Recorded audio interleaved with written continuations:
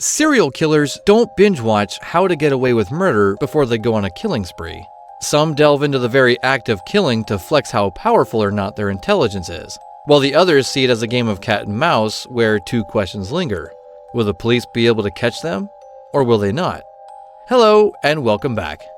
Sometimes I can't help but wonder, are serial killers really that smart? Or are the police just terrible at catching these criminals? So join me as we explore the so-called genius killers and why that label might be a myth. I'm your host Blue Man, and this is the Murder Encyclopedia. When people hear about serial killers, they think that these slimy criminals are highly intelligent, which is why they are able to commit murder again and again without getting caught. Following this, there's a common misconception that serial killers have a high IQ and as such are very smart.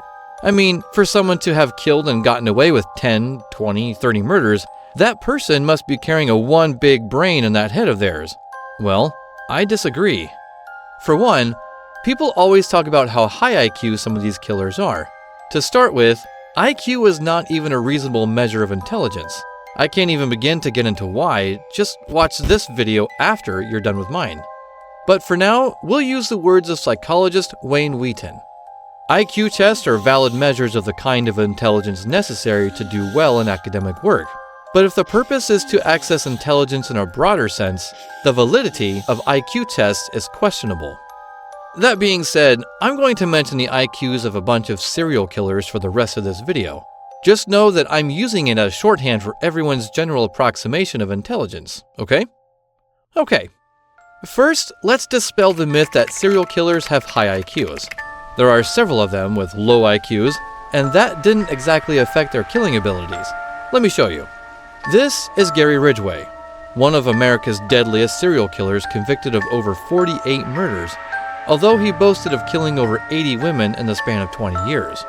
Notoriously known as the Green River Killer, Gary's vile popularity stemmed from the fact that he not only raped, strangled, and killed over 70 women, but the remarkable ease with which he went about doing evil. He doesn't sound like an evil genius, does he? No, he sounds like a vile, disgusting man. You'd be right to think that. Ridgway had an IQ of 82. Gary was no master planner who could get away with any murder. So how did he get that far without being caught? Many attribute him getting away with his unhinged killing spree to the fact the police had no evidence to nab him. More like they couldn't get any evidence. But then again, there was no way the police would admit their incompetence, if any. Although to be completely fair, there was something a little bit peculiar about Gary. He never once spoke to anyone about his killings, nor did he keep trophies of his grisly crimes like most serial killers do. In fact, most of his victims' bodies were found years after he murdered them. Although, I'd hardly call refusing to keep a smoking gun and snitching on yourself genius behavior.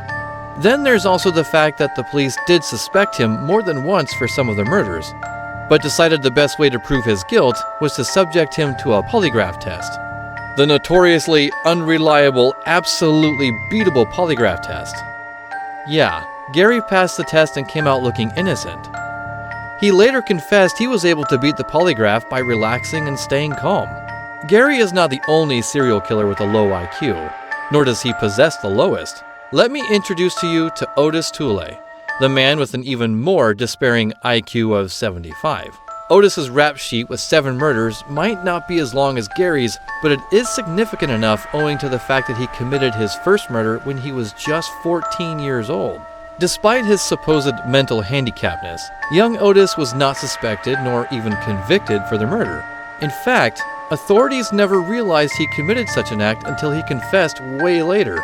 Now an adult, Otis got into a relationship with another serial killer, Henry Lee Lucas, but it would seem he has not much taste in men, as Henry himself too had an IQ mere 10 points above his at an 85. Together, Otis and Henry as accomplices committed over 108 murders. Well, so they claimed, and that was something any Detective Joe would know was physically impossible. But our police officers? Nah. They were more than happy to pin the unsolved murders on the couple who were okay to be celebrated for killing a lot of people. But false confession or not, the truth is that the duo did murder a couple of people and went undetected for over 20 years. Despite the long confession, Otis was only convicted of 6 murders and under suspicion of committing 1. On the other hand, Henry confessed to over 600 murders alone. While the police strongly believed he committed over 200 of said murder, he was at the end convicted of 11 murders only. Next myth to dispel is how TV shows portray serial killers as diabolical geniuses. A study based on data from the Serial Killer Information Center found that the average IQ of serial killers is around 94.5, with a median of 86 among 4,743 serial killers. Although it suggests an average IQ range of 90 to 110, the study indicates that serial killers have lower intelligence levels in general. I mean, we have in addition to Gary and Otis, Aileen Wuornos, the most notorious female serial killer with an IQ of 81, who murdered over 7 men. There is also Fred West, another serial killer with an IQ of 84, who engaged in killings together with his wife, Rose. Let's not forget Richard Chase, an American serial killer with an average IQ of 95, nicknamed the Vampire of Sacramento, because he drank his victims' blood and cannibalized their remains. There is also John Strafen, a British serial killer with an IQ of 64 and a mental age of a 9-year-old. It's a long list, but it goes a long way to prove that indeed, serial killers with high IQ make up a specialized, albeit small community. Jack Rosewood, author of The Big Book of Serial Killers, suggests that the misconception about serial killers being geniuses might originate from highly intelligent cases like Jeffrey Dahmer, Ted Bundy, and Rodney Alcala, who draw more attention due to their intellect, making them more extensively studied and discussed. That being said, why don't we look at some high IQ killers then? You will find out that the act of killing might not have much to do with intellect, rather luck and charm. Let's start off with America's most popular serial killer, Theodore Robert Bundy, popularly known as Ted Bundy.